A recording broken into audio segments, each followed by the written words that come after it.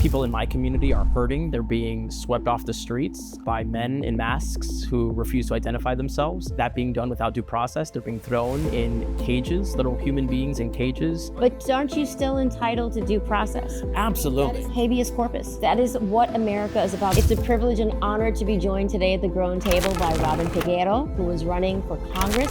People are dying. It's a matter of life and death. Because they have to make the decision for their children, food or insulin. And I'm going to tell you something. You're going to choose insulin. But is there a middle class anymore? Well, it feels like that gap is widening. Absolutely. The inequality gap is growing every single day. I want people to see the power that immigrants can bring. They love this country. They work hard for this country. They want to stay here. Unless you are 100% Native American, right? You are an immigrant. Even if your ancestors came here in the 1500s on the Mayflower. That's how you can devolve into authoritarianism, by just giving up, by saying there's nothing we can do about it. We've got to keep it strong. That's why I don't lose faith. That's what they want from us. They want us to grow jaded. They want us to grow tired. They want us to just give in and say this is the way it has to be. And it doesn't. We first opened the doors to Grown 10 years ago. I honestly thought we were just reinventing fast food. But what I didn't realize is this was never just about the food. We were also building community. My name is Shannon Allen, and you're watching Grown Woman Season 2. It's a privilege and honor to be joined today at the Grown Table by Robin Peguero, who is running for Congress, U.S. Congress, to represent Florida 27, my district. Thank you so much, Robin, for joining me as a former prosecutor, an attorney, and now professor at St. Thomas Law School. I am so excited to talk to you about how you hope to inspire people to join you for a better America and to protect our Constitution and our democracy. Thank you for being here today. Thank you so much for having me. Thank you, sir.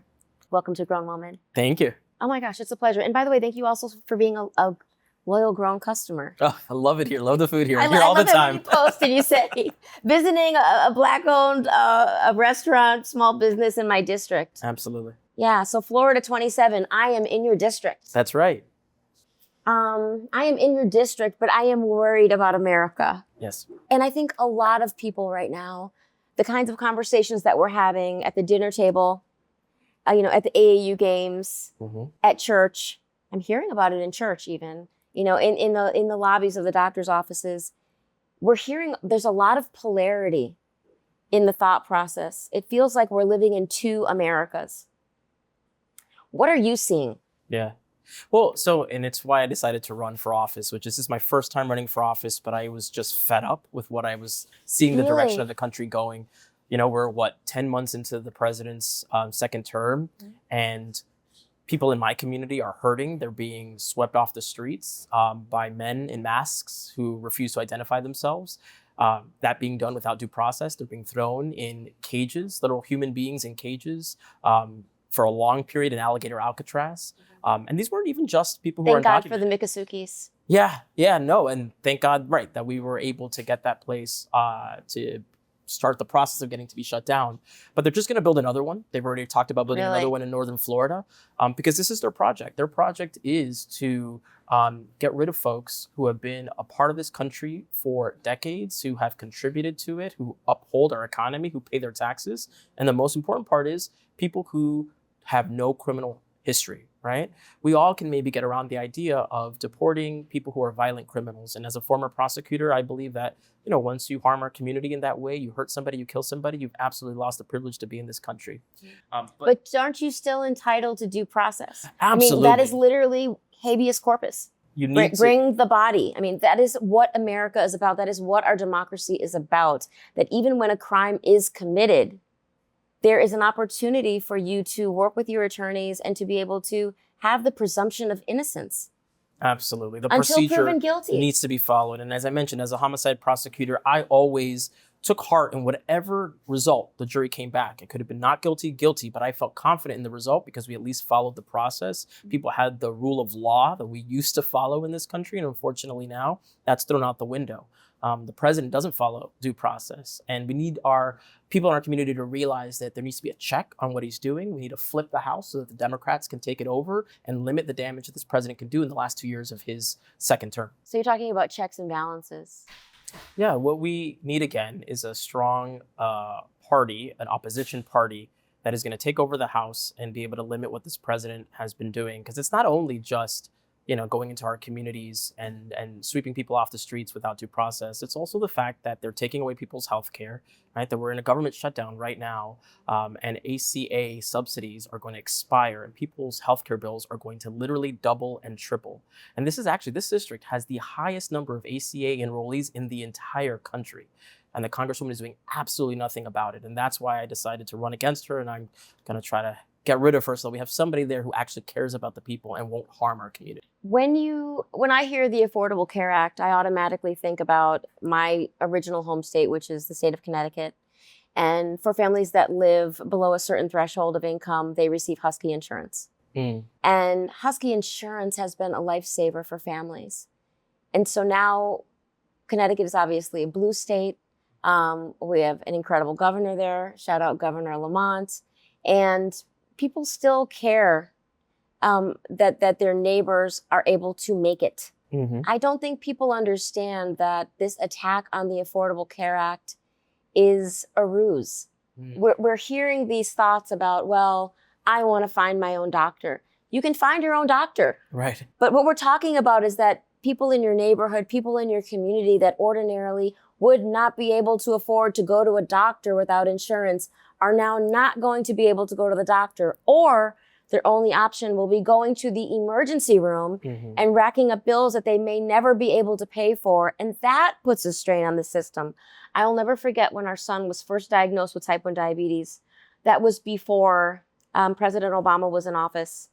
And there was no Affordable Care Act, right? There was no option for universal health care or access to health care for families. And before President Obama came into office, people living with type 1 diabetes were uninsurable. Right.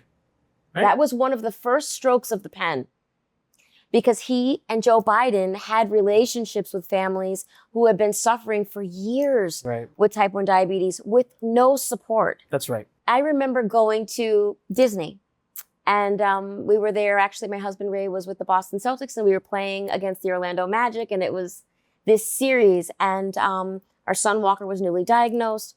I was sitting on the International Board of Directors for the JDRF, and we went to Universal, for dinner at the ESPN Zone.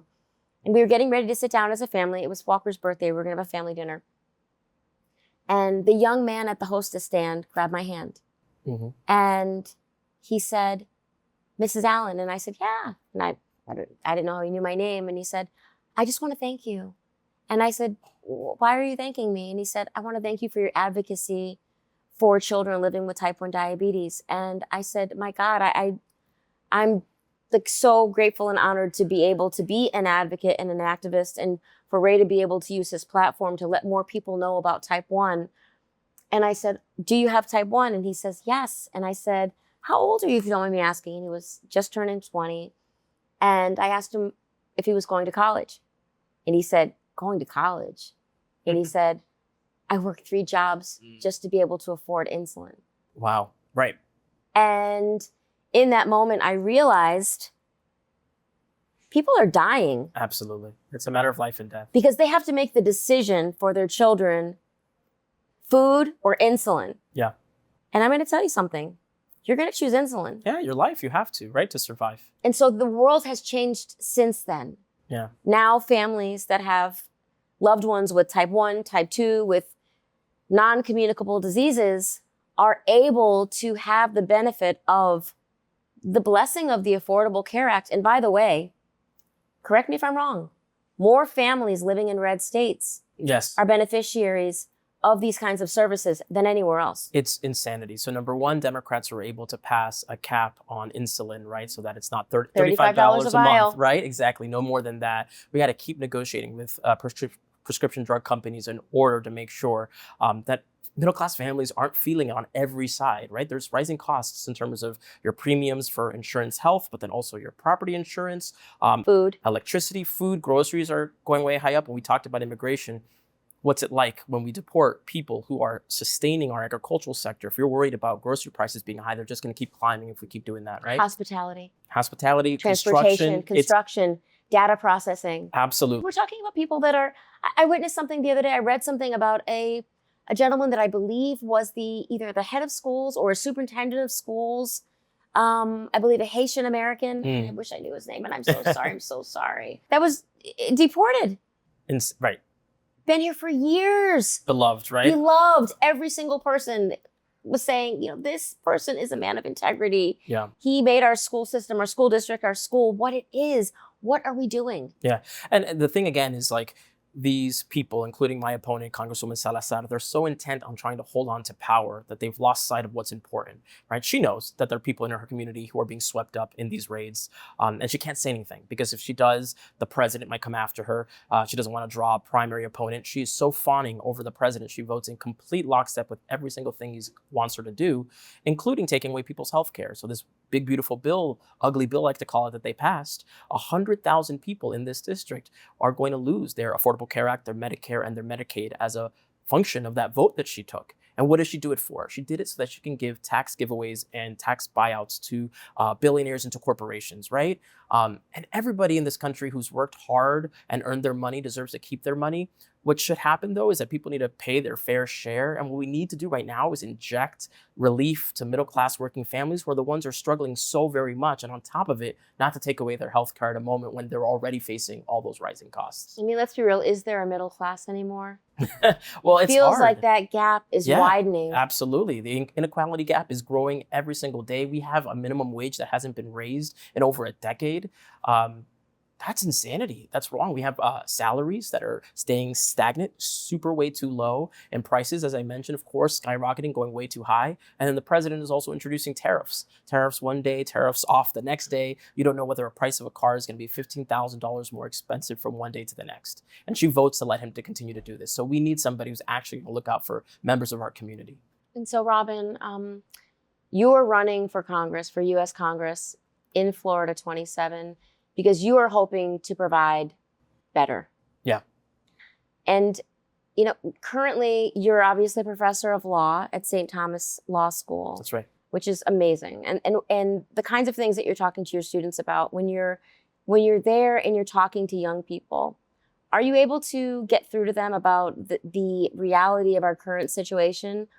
Are you met with pushback? What kinds of conversations can you have about trying to, at the very least, inspiring people to get out and vote?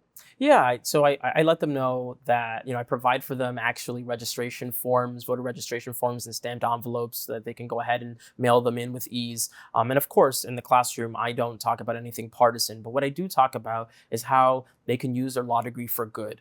Right? I want folks to realize that even in a moment where we're seeing due process crumbling, where we're seeing the president go after people, his political opponents, pursuing charges against folks who are just doing their job, even when you see that, there's still hope, there's still optimism in what you can do in terms of using the law for good to help people. And I think that inspires them, that helps them realize, okay, I'm studying hard, I'm doing the long hours, and it's for a reason. It's because I want to help change the world and make it the way that I want it to be. I mean, I do think it feels hopeless.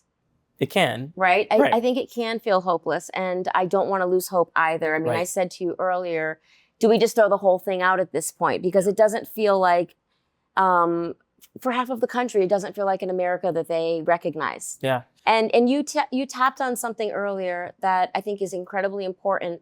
Your parents came here from the Dominican Republic and Ecuador in their teens. And you were born here in this country, you're a U.S. citizen, and you're fighting for the rights for legal immigration, for dreamers, for people that come here with a dream and work hard and pay their taxes and prop up the economy. Absolutely. And all of these different industries that we tap into and utilize and benefit from every single day.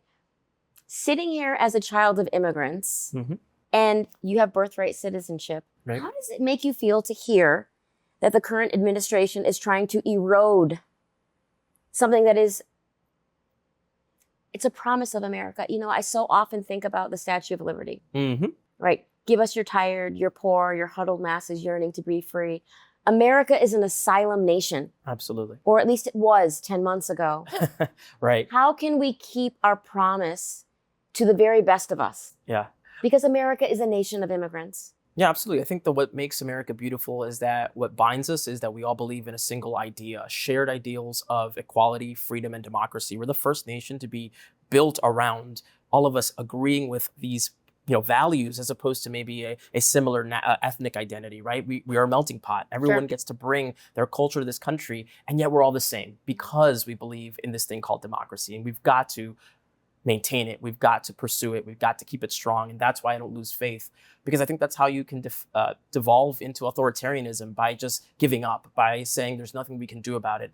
And if we love this country, we got to fight for it. So I absolutely believe we got to do that. The hopelessness breeds tyranny. Yeah, I think so, right? That's what they want from us. They want us to grow jaded. They want us to grow tired. They want us to just give in and say, this is the way it has to be. And it doesn't, because we know that we had in America, that my parents came to. This is two immigrants who didn't know the language, who came from really poor countries, really poor towns in their country. And the first thing they did when they got here was they enlisted in the US Army. So they didn't know each other. So it wasn't like they had the same idea, but they didn't talk about it, right? That's where they met and fell in love in the US Army.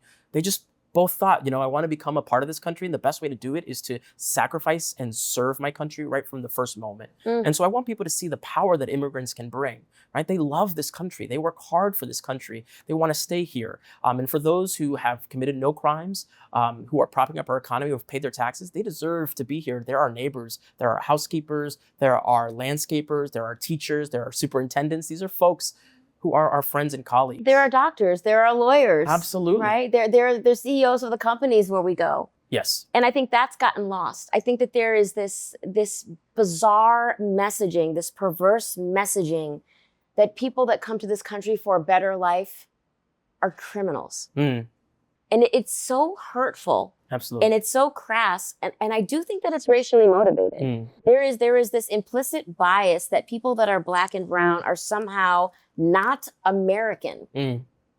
And it's insanity. And I don't think that people are really paying attention to the fact that unless you are 100% Native American, right, you are an immigrant. That's right. Even if your ancestors came here in the 1500s on the Mayflower, you are an immigrant. This is stolen land. None of us are here.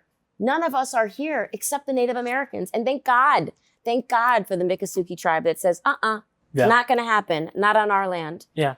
And so how do we support those ideals? How do we reconfirm for people and revalue the contributions of these very necessary, these are essential human beings in this nation? I think we just got to remind folks that this is not at all what they voted for. People in this district did swing toward the president and toward Republicans. And what they wanted a focus on the economy, right? They were feeling it on all sides, as I mentioned, their pocketbook issues, and they were told by the president, and he lied to them, he misled them and said, I'm going to focus on the economy. That's not at all what he's doing. And in fact, he's introducing way more instability, right, than we had previously. Prices are still rising, and then we're getting, electricity costs way up, and FP&L is going to introduce the highest rate hike in history at a moment where we're already feeling it, and the Congresswoman is super silent about it, right? So number one, you tell them they're not even focusing on what they said they were going to focus on. And number two, yes, you wanted the border to be secured. Yes, you wanted violent criminals to be deported. That is not at all what they're doing. Right? They are going way too far in ensnaring innocent people, hardworking people in this dragnet because they want to remake this country to look a certain way, right? And so I think people are starting to wake up to it. Even people who supported him. There's a story in the Miami Herald every day about a Venezuelan or a Cuban person who's having buyer's remorse when they see their family members, their neighbors being, rounded up by ICE raids. And being deported, sometimes to even countries they've never even stepped foot in. Well, that's the part that's so horrifying also. It's like, we're just grabbing people off the street, school children. I remember our previous superintendent of schools, Alberto Carvalho, who is now in California, and he just gave this beautiful speech, this declaration where he was so transparent and vulnerable in saying that if it weren't for the U.S., and if it weren't for education, I would not be the man that I am. Yeah. I am an immigrant. Absolutely. I came here with the hope and dream of a better life and a better future, and I have accomplished so much. I mean, this man was voted superintendent of schools, I think best superintendent of schools in the entire country for, I think, 3 years in a row. And those kinds of people coming forward saying, this doesn't work. Not too much on that. Yeah, exactly. You know, like we've got to have some common sense here Right. about what truly makes America great. Right. And as you said, what makes America beautiful. And that's the diversity of thought. Mm-hmm. It's the diversity of background. We are penalizing people for how they pray, how they love, how they identify. What are we doing? I mean, forget about being a woman in the world right now, where there's these musings and rumors around maybe you don't have to vote. Maybe you don't need to vote. And it's just this unbelievable thought to me of like, what are we talking about? Are we trying to go back to the dark ages here? Right. And we were talking about the American dream that, immigrants celebrate and come to this country hoping to further their lives and the lives of their children. That's what my parents were able to do. So they, after they served in the U.S. Army, they raised me in a working class family in Hialeah. My father was a school teacher in the school system, public school system. He taught Spanish. My mother was a mail carrier, carrying heavy mail for the U.S. Postal Service. And both were able to afford a home. They were able to, without knowing the language, send my sister and me off to get great public school educations. I started kindergarten when I was 4 years old, and I always credit that with helping me learn to love studying and to learn how much academics can really further you. And so I'm a big proponent of universal pre-K because I think it just starts kids off right. And then they were able to send me and my sister off to college and law school. And myself in particular, I was able to go to Harvard College and Harvard Law School. And to see that in one generation, to have, again, parents who came with just the clothes on their backs to be able to send their kids off and do that, that's what people want again. They want that opportunity to just build comfortable lives for themselves and their families. But they're not able to do it. People are pushing homeownership way later in life. Education, right? Money for public education is being taken and being diverted. And folks aren't getting the same chances that they used to have in this country. And so that's what I want. I'm running to make sure that people have that opportunity for the American dream again, that they don't have to be sitting at their kitchen tables worried every single month about how they're going to pay their bills. Right, a stack of bills in the center of the table. Absolutely. We got to give tax relief to middle-class families. We got to lower costs, and we got to help them, make it in this country. So when you think about the work that your parents did and all that they were able to accomplish, and again, coming here from another country, serving the U.S. military and the Army, providing a great life, buying a home, working in the real world, right? Putting two kids through school, you going all the way to Harvard and becoming an attorney and a prosecutor, and now running for Congress. You are the epitome of the American dream. Thank you. Yeah, it's incredible. And when you think about that, that's why you're saying, I want to run because I believe in America. Yeah. And I'm not going to give up on America or the promise of America. When you think about the average American family in this district, in Florida 27, my neighbors, people that I work and live next to, what do folks really want that people in Washington are just not paying attention Not getting. to? Well, number one, they want the government to get back to the basics.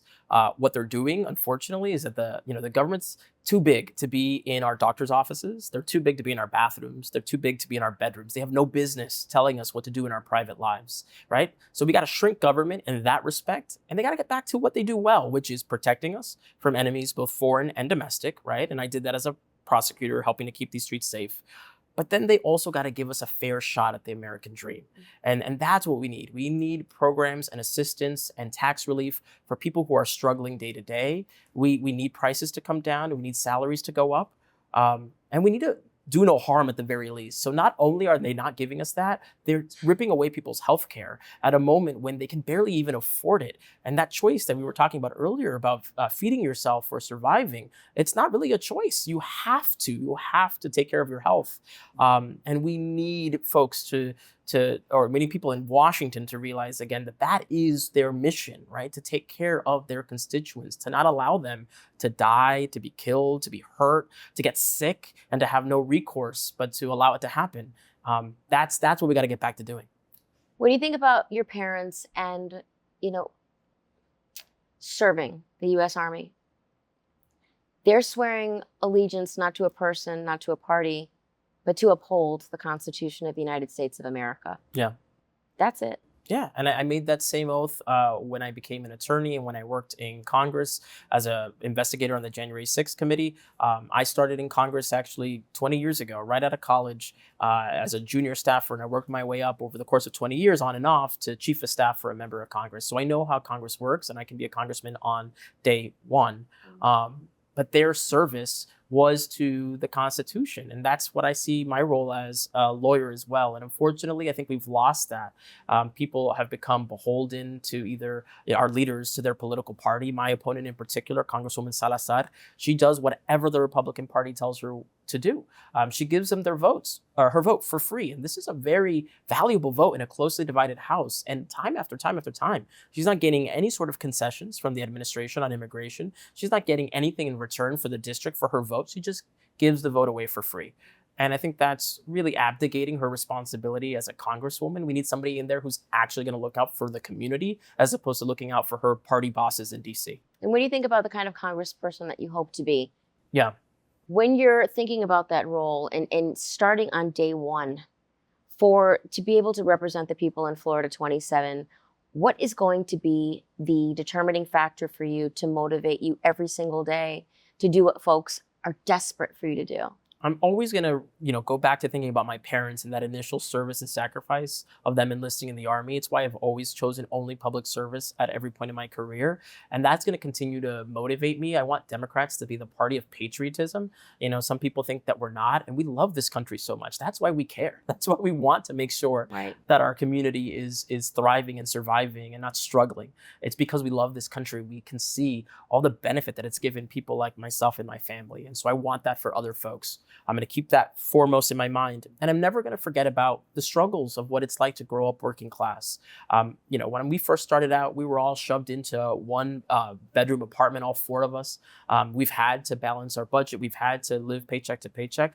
And I think you want a representative who not only just empathizes because they can see the suffering that people are going through and feel it, but who's actually gone through it himself or herself, because that means they're never going to forget. They're never going to, betray or sell out the people for big corporations. Exactly. Right. They know what it's like. Right. We have an education secretary that's knows nothing about public education. That's right. Right. And I mean, is that the ultimate goal? To completely privatize education?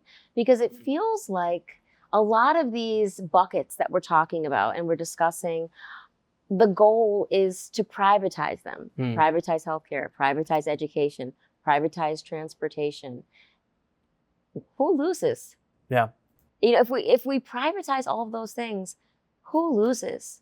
Who loses? Kids. Yeah. And families, hardworking families lose. Absolutely. Because education, free education, free, affordable, free education, period.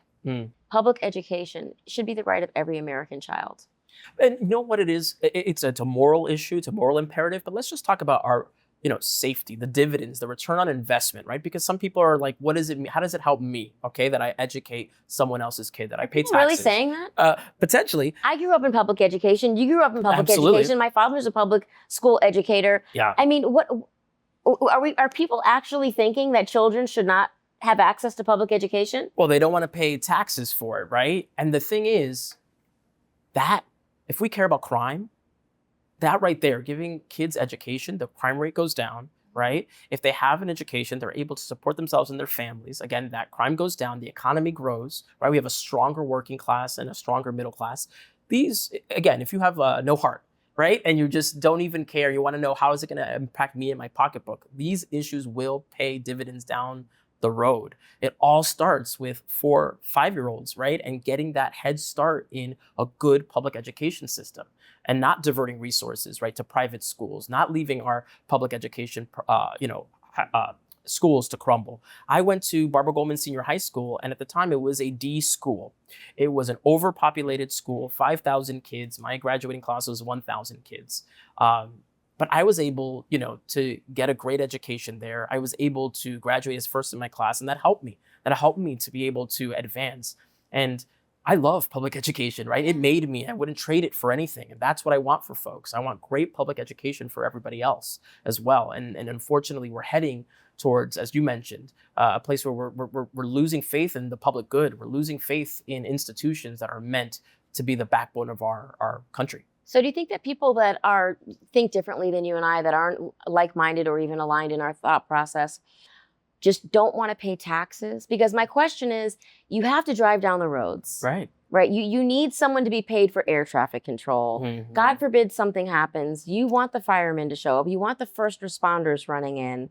You're hoping that the lights come on the street lights when you're trying to drive home. Yeah. I mean, there are just so many public utilities that we take advantage of Without even as realizing. Americans without even realizing it. I mean, streets are being paved, right? Infrastructure's happening. Bridges are being maintained. That's where your tax dollars are going. So I don't know that you can cherry pick. Oh, I'm okay for paying for bridge maintenance, but I'm not okay for public education. You know, I'm okay for, the street lights to turn on, but I'm not okay with SNAP. I'm okay with air traffic control, but I'm not so okay with affordable care. So how do you cherry pick? How do we help people whose thought process is solely around their pocketbook to have a we mentality instead of a me mentality? Yeah. Because we all have to live here together. And we tell them how, you want to build a business, you want to thrive in this economy, you want to move forward. You need to use those public goods to get there, right? And so every, really great, billionaire who's made a company for themselves, who has introduced jobs into this economy, who has helped our economy, right? They've done great things. They've also relied on those same things, right? Those same roads, those same hospitals, those same Parks, public educations, parks, libraries, all of it. And so we need it. We need each other. And so what's beautiful about this country is you can work so hard and earn a great living for yourself and your family, but we need to reinvest some of that back to pay it forward, right, for the generations after us, so they also have that opportunity for the American dream as well. So I think that's how you envision it, right? And do you think that what's skewed is that large multinational corporations just aren't paying their fair share? Yeah, I do think so. I think that, we're constantly giving tax giveaways and tax buyouts to corporations because, they're the ones with political influence in Washington. Again, politicians are way too focused on trying to hold on to their seats. That's all they care about now. They've lost sight of what's important and integrity. And we have a campaign finance system that is insane. I'm now 1 quarter into running for office, and how much time you have to devote to just raising dollars, right? And I'm proud to say that we were able to raise from over 2,500 donors. So a lot of small dollar donations for people across the district and across the country. That really shows this as a grassroots movement. But that sort of influence where, a corporation can go ahead and write you a big fat check for your PAC, that influences people's politics, right? And I think that's what is unfortunately skewing it, so that we don't have people in Washington who remember what it's like and want to represent the little guy, the one who needs, tax relief in this country. So when you're talking to families and they're saying, Robin, this is what matters to me, how do you take that data? Because it's a lot. You're having a lot of conversations all over the place. Absolutely. And map out a plan for your administration, for the kind of congressman you want to be, for how you represent Florida 27 in Washington. Are you making lists? Yeah. Are you checking it twice? Exactly. Yeah, you have to listen more than you speak, right? And the Congresswoman has not been doing town halls. She hasn't really been in the community. She's really afraid even of Republican areas of the district because she's concerned about what they might ask. And she knows that, people are fed up and tired with the immigration policy, but then also the economics of the country. And so you really have to have an open heart and open ears when you're talking to people in the community and accept, right, their problems, their issues. And if they tell you something, right, about how, the last administration and about the borders, and we need to focus on the borders, not to be combative, not to argue, but to listen to where that's coming from. If there's pain, if there is concern, if there's fright, focus on why that is, and explain to them maybe, how we can tackle that, right? And so I think listening as much as possible is a big feature of being a congressperson. You're representing the people. You're there to be their representative and to be their champion, even against your party sometimes, against the president, against whomever. That's your job. To represent the people. And do you think that, one of the things that I absolutely love about Miami, and definitely about our district, is how diverse it is? Yes. I love that I'm getting to know, or I have known, or I have friends in the community that are from all over the world. There's such a large Venezuelan, Colombian, Cuban, Honduran, Ecuadorian, Dominican, Haitian population, Russians, Europeans. I mean, it's just so cool to me to get to know people that are from all over the place. Yeah. How is it that people in this community that are from all over the place have somehow cast a vote for someone that doesn't want them here? Can you break that down for me? Because that's the part that I'm not understanding, right? I think in part the president gets away with a lot because people think he's not being serious, right? People think he's joking. People think like, oh, okay, he's not actually going to go that far. And unfortunately, we've seen after 10 months that he is. He is willing to do that. He has people in his ear who are absolutely trying to remake America to not be, what it is, which is this multicultural melting pot. But is that by design? I think to establish, to intentionally establish these built-in triggers for people to say like, oh, well, that was a joke, or that was fake news, or that was AI, or you can't believe everything that you read, or that was a witch hunt, or that was a Democratic designed blah blah blah. I mean, it's just constant barrages day after day after day, and it's so interesting to me because it feels intentional that every day it's something new. Yeah. Because you're hoping maybe that what happened in yesterday's news cycle is already forgotten. Yeah. So is this a strategy? I think so. I think it's hard to keep track. Are we falling for it? I think folks, well, look, I know what I want to tell folks is that I don't want to shame anybody for their vote.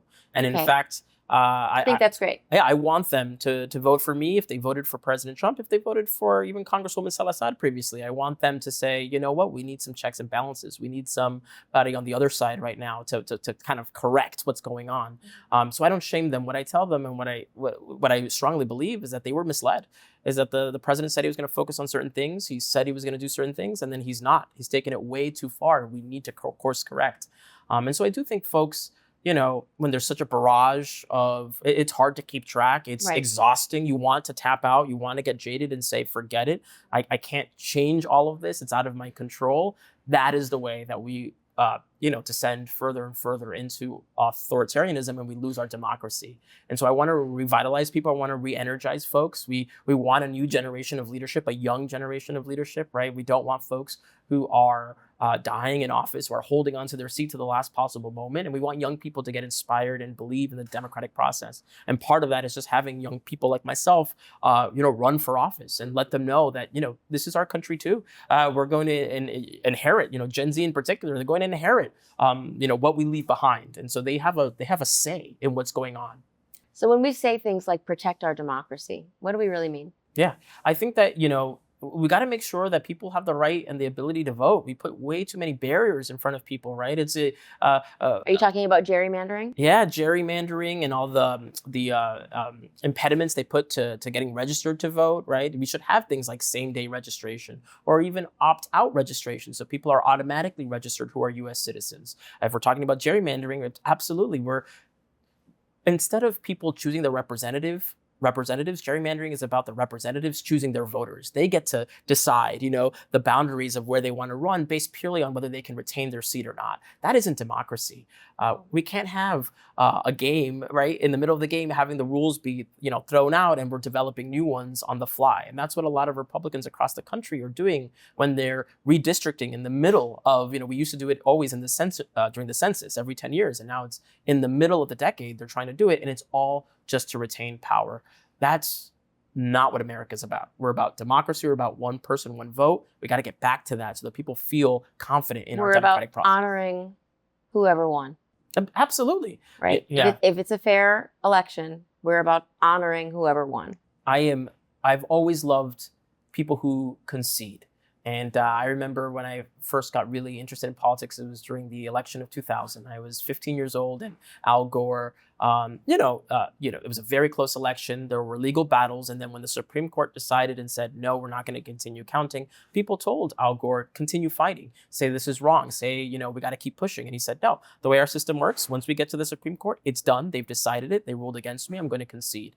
And that sort of heroism, right? That's what democracy is about. It's not really, I'm not excited when somebody wins. I'm more excited at how they react when they lose. And unfortunately, this president, right, never conceded the 2020 election. In fact, he ran around saying that he won and that it was stolen. That's not good and healthy for our democracy, right? If we win, we win. If you lose, you peacefully transfer power, and that's not what happened on January 6th. So we got to remember our history. We got to keep focused on the things that on stabilizing our democracy, and I'm excited. I'm optimistic about it. Tell me about the January 6th committee, because you were on it. Yep. And this was a bipartisan committee to look at the insurrection. Mm-hmm. How long was that process? So I was on it for 15 months up until the Republicans took over the House, and then they were going to shut it down, unfortunately, because they weren't interested in finding out the truth. Mm-hmm. But we had, 2 Republican members on the committee, Vice Chair Liz Cheney, a very, very conservative member from Wyoming, the daughter of Dick Cheney, certainly I don't agree with on almost any policy. But one thing that everybody in the committee held in common was we believed in our American democracy, that we needed to shore it up, that we needed to look into what happened on that day, what led up to it, so that we can never have it happen again. And the most important thing was, officers were attacked and assaulted on that day. We had hundreds who were injured. Officers actually died as a result of it too. And what the president did as soon as he got into office was to pardon all of them, even the people who were there for violent crimes, right? The people who invaded the Capitol, but also people who took up arms against officers. And that just sends the wrong signal. As a prosecutor, right? We if we care about the rule of law, right? We need to move forward and not, absolve people from guilt when they were trying to take down our democracy. Have we ever seen anything like that before? No, this is the first non-peaceful transfer of power in our country's history, right? We've always had the outgoing administration turn over to the new administration without issue, right? And this is the first time that we saw people scaling the walls of our Capitol to facing it, leaving it trashed, hurting officers in the process. It's a stain, unfortunately. It's a mark on our country's history, but one that we need to never forget. And that's why it was so important for us to study it, to look into it, to ask witnesses to come in. And every single witness that came in, that we interviewed, that we had in those hearings, they were Republican witnesses. These were people who were a part of the Trump administration. They wanted the president to do well. They voted for the president, and they served him in his administration. And they, one by one, came in and said, this was wrong. The president asked me to lie and say that the election was stolen, to lie and say that there was fraud. And each time I had to tell him, absolutely not. We can't do that, because the truth, our fidelity to the truth, is more important than holding on to power. Every single one.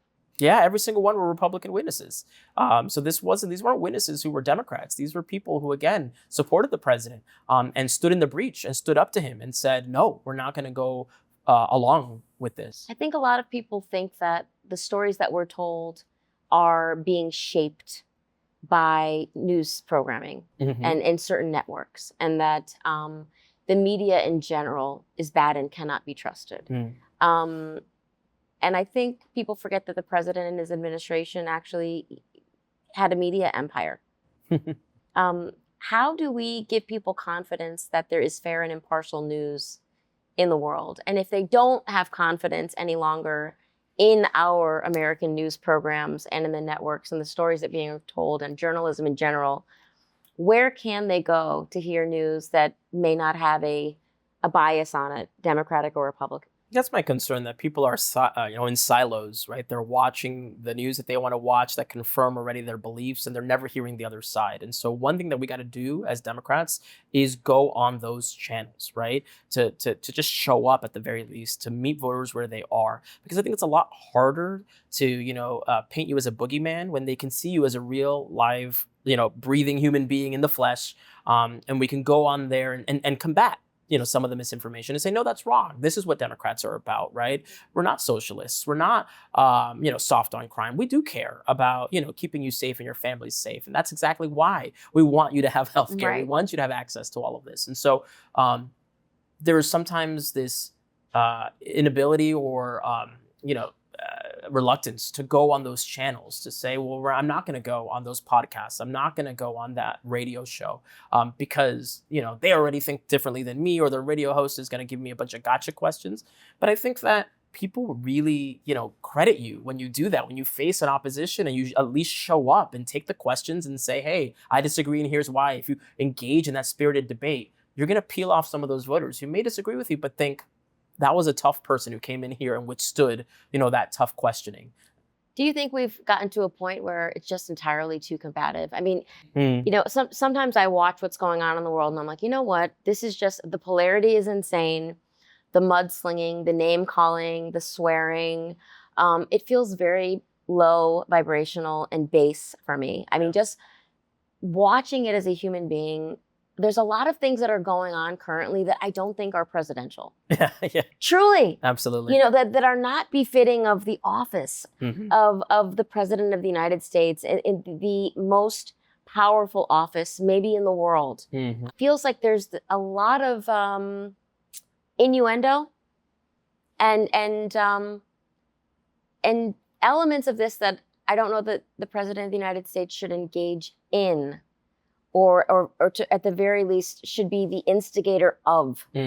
How do we bring a sense of decorum, respect, integrity, dignity back to the office? We got to stop. Is it possible? I think so. Okay. We got to stop with the mudslinging, and I think when, it was horrifying to see somebody, assassinate Charlie Kirk, somebody who put himself out there, his views, right, which we can agree with or disagree with, but the idea that in America, speaking your mind might lead somebody who either disagrees with you to kill you, to take away your life. That's painful to me, that idea. And so what I didn't like afterwards is that we're all trying to figure out, well, whose fault is it, right? Is he a Democrat? Is he a Republican? Is he a liberal? Is he conservative? Who cares, right? Like, we all need to take some responsibility for the fact that our rhetoric is getting way, way, way too heated. That, just like you said, right, and a wife just lost her husband, and a family just lost their father. Absolutely, and the president of the United States sometimes is out there. We had an assassination in Minnesota, right, and those were of Democratic lawmakers, right? And the president refused to go and visit with their families or go to Minnesota or really even talk about it because it was a partisan issue, and that shouldn't be partisan. Or even just recently, the school shootings that have been happening, or these young students who were literally praying on the first day of school in a church and lost their lives. I mean, obviously, gun violence has gone completely out of control. It is just entirely too much of a regular occurrence. Yeah. And so that's the other part of this that I think is scary. It's like violence begets violence.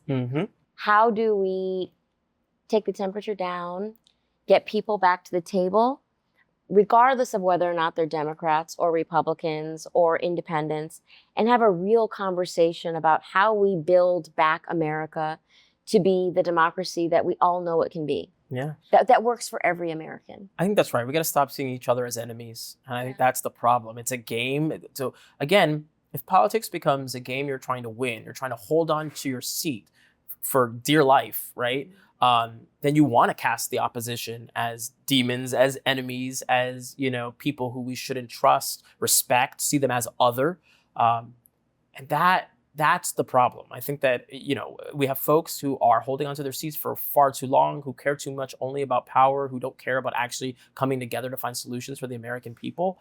If we had that, I think that would change the rhetoric, right? That would change the calculus as to whether you see this as a game or whether you see this as service. That's what it's supposed to be. It's supposed to be public service. I mean, that's what was set up to be. Absolutely. Right? I mean, when you think about the Constitution and the forefathers, and listen, it wasn't a great America for a lot of people back then, certainly, right? I mean, obviously, it wasn't great for Native Americans. It wasn't great for Black and brown people who, my God, 400 years of slavery.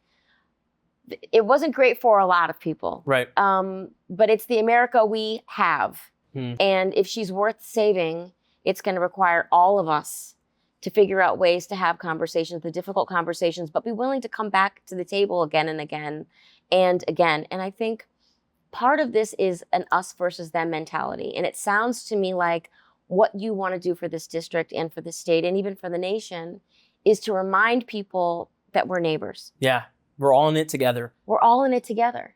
We're all struggling. We're all trying to do our best. We're all trying to feed our families. And there isn't that much that separates us. I know, people think, their cultures are different. Languages are different. They're at base really the same. We're all human beings. Right. That are trying to make sure that their families are making it, that their kids have food to eat, a roof over their head, lights to turn on, access to Wi-Fi to do their homework. Right. Public education, a great public education, that God forbid something goes wrong, you can be rest assured that if you need to go to the doctors, you have support from healthcare organizations and insurance. That if you want to go on a trip, there is an air traffic controller and people that are working and paying attention. Yeah.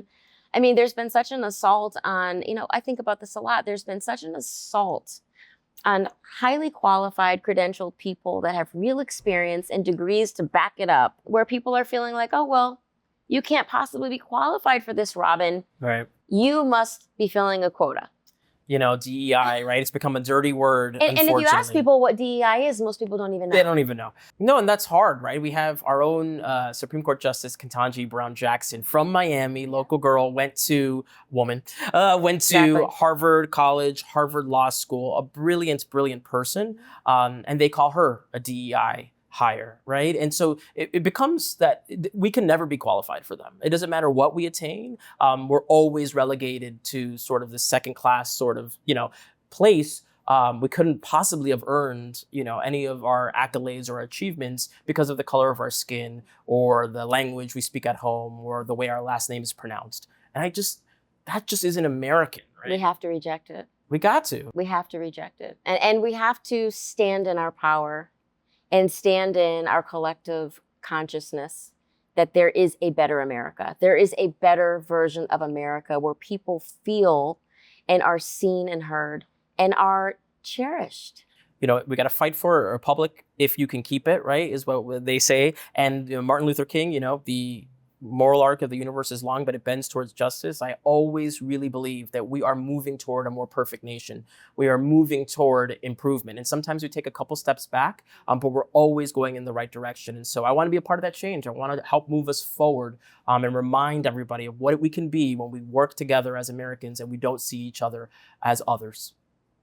Well, I think that, my God, Robin, should we be so blessed for you to win and to be able to take up this position and take up this reign and take up this seat in Congress, that we will definitely be better for it. But most importantly, I think what really, really matters is what you're saying, that we need people, specifically younger people, to get out and vote, cast your vote. No one can take that away from you. That is your right as an American citizen. And you have to do that. You have to exercise your right to vote. No one can do that for you. And so don't allow anyone else to try to take that moment from you, that privilege from you, because it's essential work. It's your power. Yeah. And our ancestors fought so hard for it. Fought and died. We got to respect them by exercising it. And Robin, before we wrap this up, because I know there will be people at home that are going to want to fact check everything we talked about and everything that you talked about and about your career and about all of the things that you've established. Where are some good places, some resources people can go online to fact check what you've said, but also for people that want to get to know you better, is there a place online where people can learn more about Robin Peguero? Yeah, they can go to my website, which is www.pegueroformiami.com. Peguero is Peguero. They should be looking out for wherever they get their news, right? We got to believe again in the media. We got to trust our sources. And I think that I'm going to hopefully be on as many channels as possible here in the district, in Spanish language media, English language media, so they can get to know me through that. And when should people be ready to start voting? I mean, that is really important to give people election dates. I know I tried to vote for something. I was in the wrong district a few months ago. They were like, ma'am, no, this is not for you. That's how keen I am on voting. I am obnoxious about voting. So when will people be able to place a vote for you if they choose to vote for you? Yes, in the primary election, August of 2026, and then the general election is going to be November of 2026. Okay, excellent. Thank you so much. Thank you so much.